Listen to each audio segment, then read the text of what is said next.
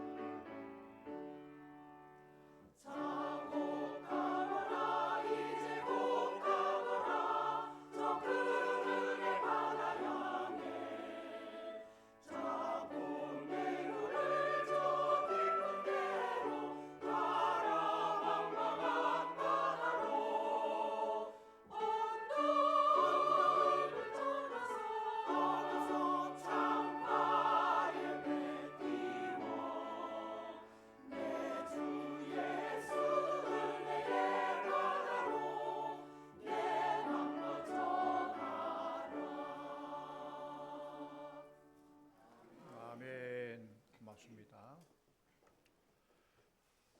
오늘 말씀 주제는 우리 교회 4월 달력 주제인 예배 은혜의 자리로입니다. 고대 로마 시대로부터 전해 내려온 역사적인 일화가 있습니다. 로마 황제가 어느 원로의 집에 만찬 식사 초대를 받게 됐습니다. 근데 그 원로의 집은 아주 잔인한 규칙이 하나 있었는데 누구든지 그 집 안에 있는 값비싼 도자기를 깨뜨리는 자는 악어가 살고 있는 연못에 던져지게 된다라는 잔인한 규칙입니다. 그런데 마치 그날 열심히 음식을 준비하던 늙은 종이 응접실에 놓여 있는 그 값비싼 도자기를 깨뜨려 버렸어요. 그래서 언론은 화를 내면서 당장 이 자를 저 악어가 우글거리는 연못에 던져라 명령을 내렸습니다. 노종은 얼굴이 새파랗게 질려서 한 번만 살려주세요. 용서해 주세요. 용서를 빌었지만은 안 된다. 왜냐하면은 우리 집에 규칙이 그것이기 때문에 규칙대로 해야 된다라고 말했습니다. 이것을 알게 된 황제는 부탁을 하죠. 자기 때문에 열심히 준비하다가 이 노종이 그 도자를 깨뜨렸는데 한번 용서해 달라고. 그러자 그 원로가 그래도 안 됩니다. 우리 이 집의 규칙입니다. 그래서 황제가 결국 결단을 하게 되죠. 그래서 일부러 그 집에 있는 다른 도자기 귀한 것을 깨뜨려 버려요. 그러면서 이렇게 말합니다. 그래, 나도 이 귀한 도자기를 깨뜨렸는데 이 집의 규칙도 나도 저 연못에 던져라. 어떡합니까? 하지만 아무리 그 집의 가보를 깨뜨렸다 할지라도 황제를 죽일 수 없죠. 그래서 그 노종과 함께 살려줬다. 용서할 수밖에 없었다라는 이야기입니다. 사랑하는 성도님들, 구약의 율법대로 하면은 이 세상에 살아남을 사람이 아무도 없어요. 다 그 율법의 법대로 죽을 수밖에 없어요. 우리는 오직 예수 그리스도의 은혜로 구원받고 살게 된 줄로 믿습니다. 예수님께서 이 땅에 오셔서 우리와 같이 되시고 우리 대신에 죽으신 것은 무조건 다 하나님의 은혜입니다. 우리는 하나님의 은혜가 아니면 살 수 없어요. 지금까지 하나님의 은혜로 살게 됐고 앞으로 하나님의 은혜로 살게 되고 하나님의 은혜로 예수 믿게 되고, 물론 우리가 뭐 열심히 했겠죠. 일도 열심히 하고 우리의 좋은 머리로 판단도 잘하고, 그렇지만은 그것임에도 불구하고 열심히 일한 것도 하나님의 은혜고, 잘 분별해서 선택한 것도 하나님의 은혜고, 하나님의 은혜라는 거예요. 교회는 어떤 곳입니까? 하나님께서 값 없이 은혜를 주신 곳, 하나님의 크고 놀라운 은혜로 구원받고 하나님의 자녀가 되는 곳이 곧 교회예요. 우리가 하나님의 은혜를 받으면은 인생의 모든 것이 좋아지게 되는 줄로 믿습니다. 하나님의 은혜를 받으면은 우리 마음의 생각이 달라지고 잘못된 습관들이 좋은 습관으로 바뀌게 되는 것입니다. 하나님의 은혜를 받으면은 마음의 평화와 감사와 기쁨이 넘치게 되는 것입니다. 하나님의 은혜를 받으면은 모든 환난을 이겨내고 결국 승리하게 됩니다. 은혜가 얼마나 좋습니까? 그러므로 여러분, 하나님의 은혜를 사모하시기를 바랍니다. 사실 예수 믿어도 어려움이 오고, 예수 믿어도 병도 들게 되고, 예수 믿어도 실패도 하게 되고, 그렇죠. 그러나 성도는 이 모든 것을 이길 수 있는 은혜를 받는 거예요. 그게 은혜예요. 예수 믿는다고 아무 문제가 없습니까? 아프도 않고 일만 하면 다 성공하고 평평대로가 다 펼쳐집니까? 똑같이 있을 수 있지만 그러나 하나님의 은혜로 이겨나가는 겁니다. 교회는 이 은혜의 에너지를 공급받는 충전소와 같은 곳이에요. 여기서 충분한 에너지를 충전하고 가는 사람은 한 주간의 삶이 평안하고 행복하고 기쁠 것입니다. 그런데 여기서 충전받지 못하고 간 사람들은 늘 불안하고 두렵고 마음이 편치 못한 삶을 살게 되죠. 그러면 이 은혜의 에너지를 어떻게 채울 것인가, 오늘 이 말씀을 통해서 은혜 받는 성도가 되는 비결 3가지를 함께 나누면서 은혜 받기 원합니다. 첫째는 은혜 받는 성도가 되려면 믿는 도리를 굳게 잡아야 돼요. 우리 14절 말씀 같이 봅니다. 14절. 그러므로 우리에게 큰 대제사장이 계시니 승천하시니 곧 하나님의 아들 예수시라. 우리가 믿는 도리를 굳게 잡을지어다. 아멘. 믿는 도리가 뭘까? 이건 믿음의 내용이란 거예요. 믿음의 내용, 그걸 굳게 잡아라. 우리가 믿는 믿음의 내용이 뭡니까? 여러분, 누구를 믿습니까? 하나님 믿어요. 하나님이 세상을 창조하셨다는 것, 하나님이 우리와 함께 하신다는 것, 그리고 하나님이 우리 죄를 위해서 예수 그리스도 이 땅에 보내주셨고 우리를 위해 십자가에 고난받으시고 죽으신 4일 만에 부활하심으로 우리가 구원 얻었다는 것을 믿습니다. 믿습니까? 그게 믿음의 도리, 믿음의 내용이에요. 이것을 잘 요약해 놓은 것이 사도신경, 신앙고백이에요.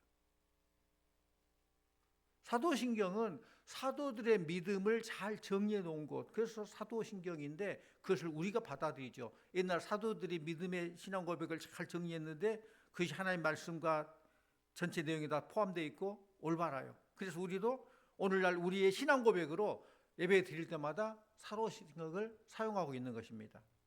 그러므로 주님 가르친 기도, 주기도문을 드릴 때도 마찬가지고 사도신경으로 신앙 고백할 때에도 무조건 막 빨리 애울러 가지 마시고 무조건 의미도 모르고 주문에 없이 막 애울러 가지 마시고 뜻을 잘 생각하면서 사도들이 신앙 고백했던 그 신앙이 이제는 나의 신앙으로 고백하면서 그렇게 신앙 고백을 해야 돼요. 기도도 마찬가지예요. 주님께서 가르친 기도를 할 때에도 그 기도가 내가 지금 하고 있는 기도로 뜻을 생각하면서 정성껏 해야 됩니다. 사도신경에 보면은 모두 4번에 걸쳐서 믿는다는 그런 말이 나와요. 믿습니다. 뭘 믿어요? 먼저는 하나님에 대하여, 두 번째는 예수님에 대하여, 세 번째는 성령님을 믿고, 마지막은 영생을 믿습니다. 할렐루야. 이렇게 모두 4번에 걸쳐 믿음에 대한 고백이 나옵니다. 이 4가지 중에서 가장 중요한 것이 뭘까요? 하나님 믿는 것이죠. 맨 처음에 나오잖아요. 나는 전능하신 아버지 하나님 천지의 창조주를 믿습니다. 하나님의 전능한 사실을 믿습니까? 믿지 않으면서 막 이런 고백하는 사람도 있어요. 여러분의 고백으로 정말 믿으면서 이런 고백을 해야 돼요. 우리 하나님의 전능하신 분임을 믿는다면은 나머지 뒤에 나온 모든 것들은 다 믿을 수가 있어요. 그런데 반대로 하나님의 전능하심을 믿지 못한다면은 뒤에 나온 거 모든 것 다 믿을 수 없는 거, 믿어지지 않는 거예요. 그래서 잘 믿음 생활할 수도 없어요. 사랑하는 성도님들, 하나님의 전능하신 분임을 믿는다면은 기도를 할 수 있을까요? 하지 않을까요? 하나님의 전능하심을 믿기 때문에 기도하는 거예요. 안 믿으면 기도 안 해요. 못 해요. 돼지머리 놓고 절하는 사람은 돼지머리가 뭐 대단한 걸 줄 줄 알고 돼지머리를 믿고 막 절을 하는 거예요. 힌두교에서 소를 숭배한 사람은 소가 뭐 대단해서 소가 능해져 소한테 막 절을 하고 숭배를 해요. 불교에 가면 불상을 놓고 몇백 번 허리가 아프게 절을 하는데 불상이 무슨 효험 있는 것처럼 그렇게 절을 하는 거예요. 성도님들, 죽은 돌이나 짐승이 무슨 전능할 수 있겠습니까? 오직 인간을 창조하시고 지금도 인류 역사를 주관하시는 하나님만이 전능하십니다. 이렇게 하나님을 전능하신 사실을 믿을 수 있다면 다른 것 다 믿을 수 있는 거예요.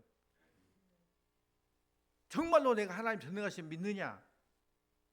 하나님의 전능하심을 믿으면은 그분이 천지를 창조하신다는 것도 믿을 수 있습니다.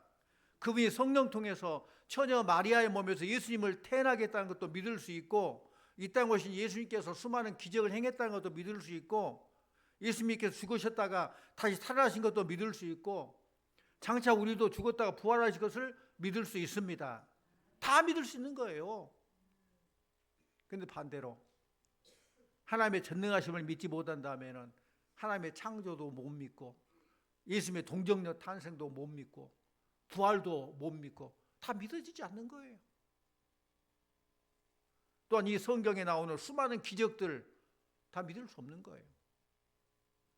사랑하는 성도님들, 여러분이 믿는 믿음의 내용을 꼭 붙잡으시기를 바랍니다. 그래서 믿는 도리를 굳게 잡을지어다 라고 했어요.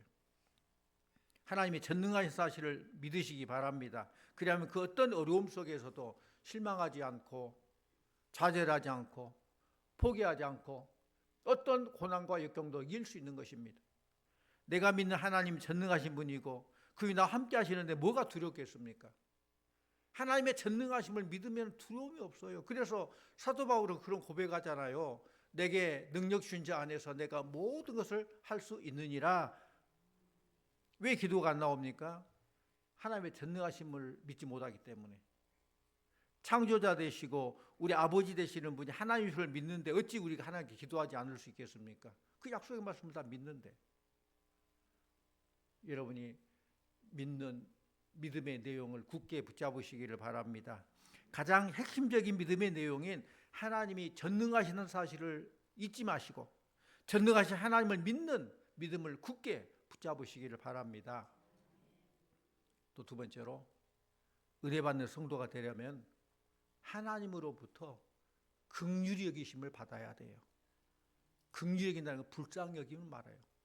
우리 말씀 15절 16절을 같이 옵니다. 15절과 16절. 우리에게 있는 대제사장은 우리의 연약함을 동정하지 못하실 리가 아니요 모든 일에 우리와 똑같이 시험을 받으시니로되 죄는 없으시니라. 그러므로 우리는 긍휼하심을 받고 때를 따라 돕는 은혜를 얻기 위하여 은혜의 보좌 앞에 담대히 나아갈 것이니라. 아멘. 그렇습니다. 우리 주님은 우리 연약함을 동정하지 못하실 분이 아니에요. 우리 주님은 우리를 긍휼히 여기신 분이라는 말씀이에요. 우리 주님은 우리가 약할 때, 지치고 힘들 때 그냥 지나칠 수 없는 분이에요. 그냥 보고도 모른 척하는 그런 분이 아니에요. 우리 예수님께서 이 땅에 오셔서 주로 만나셨던 분이 뭐예요? 누구를 만났습니까? 뭐 지체 높은 분, 뭐 권력 있는 사람, 돈 많은 사람, 그런 사람 만났습니까? 아니에요. 주로 세리와 창녀같이 사람들에게 버림받은 사람, 또 사람들이 별로 관심 갖지 않는 사람, 또 수많은 환자를 만나고 또 그들을 위로해주고 그들의 약함을 치료해 줬습니다. 우리가 은혜 받는 성도가 되려면 우리 주님의 긍휼히 여기심을 받아야 돼요. 우리 모두 하나님의 긍휼히 여김을 받기를 원합니다. 우리 하나님의 긍휼히 여김을 받으려면은 내 모습 그대로 주님 앞에 나가야 돼요. 뭐 위장할 필요 없어요. 가식할 필요 없어요. 있는 모습 그대로, 없으면 없는 대로, 낮으면 낮은 대로 내 모습 이대로 주님 받아주시옵소서. 나가야 돼요. 늘 넘어지고 쓰러지는 연약한 인간의 모습, 세상에서 실패하고 지치고 고나여 병들어서 괴롭고 아픈 모습 그대로 주님 앞에 나가면은 주님은 긍휼히 여기실 줄로 믿습니다. 그렇다면 반대로 어떤 사람이 긍휼히 여김을 받지 못할까요? 자기 힘을 의지하는 사람, 자기 물질 의지하는 사람, 자기 명철이나 지혜와 자기 경험 의지하는 사람, 마음이 높고 교만한 사람, 긍휼히 여김을 받지 못해요. 우리 주님은 주님 앞에서 우는 사람, 탄식하며 부르짖는 사람, 주님 없이 살 수 없습니다. 주님 도와주세요. 마음이 가난한 자를 긍휼히 여기신다는 거예요. 교만한 자는 물리치지만은 겸손한 자에게 은혜 베풀어 주시는 주님이십니다. 야고보서 4장 6절 말씀 우리 함께 보기로 합니다. 그러나 더욱 큰 은혜를 주시나니 그러므로 일러스되 하나님이 교만한 자를 물리치시고 겸손한 자에게 은혜를 주신다 하였느니라. 아멘. 그렇습니다. 누가복음 18장 말씀 보면은 바리새인의 기도와 세리의 기도가 비교돼서 설명되어 있어요. 바리새인은 자신의 의를 자랑하면서 기도를 해요. 기도 내용 보면 하나님이여 나는 다른 사람처럼 죄짓지 않았습니다. 하나님 나는 일주일에 2번씩 꼭꼭 금식도 하고요. 소득의 11조도 잘 드립니다. 다른 사람 드리라고 광장 의기에 서가지고 막 하나님 나는 이렇습니다. 그렇게 기도를 해요. 근데 세리는 어때요? 감히 고개도 못 쳐들고 저 구석에 쭈그려 앉아서 주님 나를 불쌍히 여겨주세요. 더 이상 말리지 못 나를 불쌍히 여겨주세요. 그런데 우리 주님은 바로 이런 세리의 기도를 들으신다고 그랬어요. 예수님께 치료받은 환자들 보면은 다 주님의 긍휼히 여기심을 받고 치료받았어요. 소경 바디메오는 다윗의 자손 나사렛 예수여 나를 불쌍히 여기소서 외쳤습니다. 또 나사로가 죽었을 때 예수님이 나사로의 동생 마르다와 마리아를 볼 때에 너무 불쌍해요.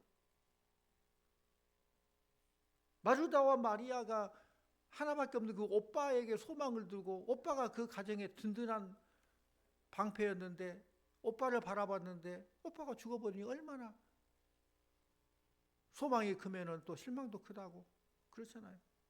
그 기대를 했는데 기대가 무너지니까 예수님은 그 마리아와 마리다의 그 마음을 아시고 예수님 우셨어요. 불쌍히 여기셨다는 거예요.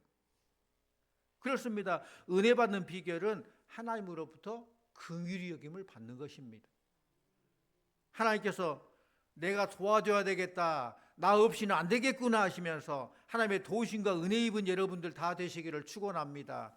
그걸 늘 기도해야, 하나님 내 모습이 이렇습니다. 나를 불쌍히 여겨주세요. 나 좀 도와주세요. 심령이 가난한 자가 복이 있다. 천국이 그들의 것이며, 우리 심령이 가난할 때 나는 나 혼자 힘으로 내 능력으로 살 수 없습니다. 하나님 도와주셔야 됩니다. 그게 주께 맡길 때 하나님께서 다스려 주시니까 천국이 이루어지는 것이죠. 그런데 하나님을 찾지도 않고 자기 마음대로 모든 걸 하려고 하는 사람들은 절대로 하나님의 은혜를 받지를 못해요. 주님 앞에 나의 약함과 나의 죄악됨으로 인해 괴롭고 답답한 마음을 그대로 가지고 와서 주님 도와주셔요, 인도하셔요, 불쌍히 해주셔요. 약할 그때가 바로 은혜의 때요, 구원의 때인 줄로 믿습니다.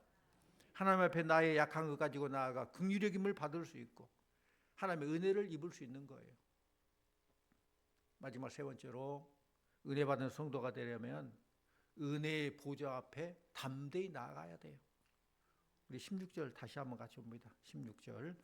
그러므로 우리는 긍휼하심을 받고 때를 따라 돕는 은혜를 얻기 위하여 은혜의 보좌 앞에 담대히 나아갈 것이니라. 아멘. 그렇습니다. 적극적인 마음을 가지고, 사모하는 마음을 가지고 주님 아니면 살 수 없습니다. 그런 마음으로 적극적으로 은혜의 보좌 앞에 나아가야 된다는 거예요. 예수님께서 말씀하셨습니다. 천국은 침노하는 자의 것이다.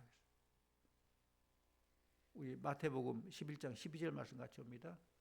세례요한의 때부터 지금까지 천국은 침노를 당하나니 침노하는 자는 빼앗느니라. 아멘. 뭐 주면 주고 말면 말고 뭐 알아서 하겠지, 그거도 안 돼요. 적극적으로 가지고. 천국은 적극적으로 천국을 소유하려고 예수고 수고한 사람들의 몫이라는 것입니다. 종교적인 통계를 보면은 불교 신자들 중에서 매주마다 절에 가는 사람은 10% 미만이라고 그래요. 10%도 안 돼요. 매주마다 절에 가는 사람. 천주교 성당 다니는 사람은 매주마다 성당 가는 사람은 50% 정도 그 미만이라고 그래요. 그런데 우리 기독교인들은 70% 이상이 주일이면 교회에 나옵니다. 이것이 바로 다른 종교와 우리 믿는 기독교의 믿음의 모습 차이예요. 성경대로 은혜의 보좌 앞에 담대히 나아가야 은혜 받을 수 있는 거예요. 이렇게 담대히 나와요. 늘 주님을 바라보면서 늘 일주일에 한 번이라도 더 예배 드리려고 노력하고 더 사모하고, 천국은 침노한 자의 것이라고 했으니까 내가 그 적극성 가지고 매달릴 때에 은혜를 받고 내가 천국이 이루어지고 또 천국의 그런 축복을 누리게 되는 것입니다. 그래서 교회도 한 번 빠지고 두 번 빠지면 자꾸만 빠지고 싶어. 뭐 노래 가사 같네. 그래요. 한 번 빠지고 두 번 빠지고 자꾸 빠지고 이제 가는 것이 쉽지 않아요. 처음에 교회 쭉 나가다가 한 번 빠지면 뭔가 이상해. 교회 가야 되나? 내가 있을 때가 지금 교회인데 이 시간에 세상에 있으면 내가 설 자리 이거 아닌데 교회 가야 되는데, 근데 한 번 빠지고 두 번 빠지고 그건 이제 쉽지 않아요. 그래서 용기가 필요해요. 용기가 필요해요. 용기를 내서 한번 나오게 되면은 그 다음부터는 또 쉬워져요. 그게 축복이에요. 우리 인생에도 용기가 필요합니다.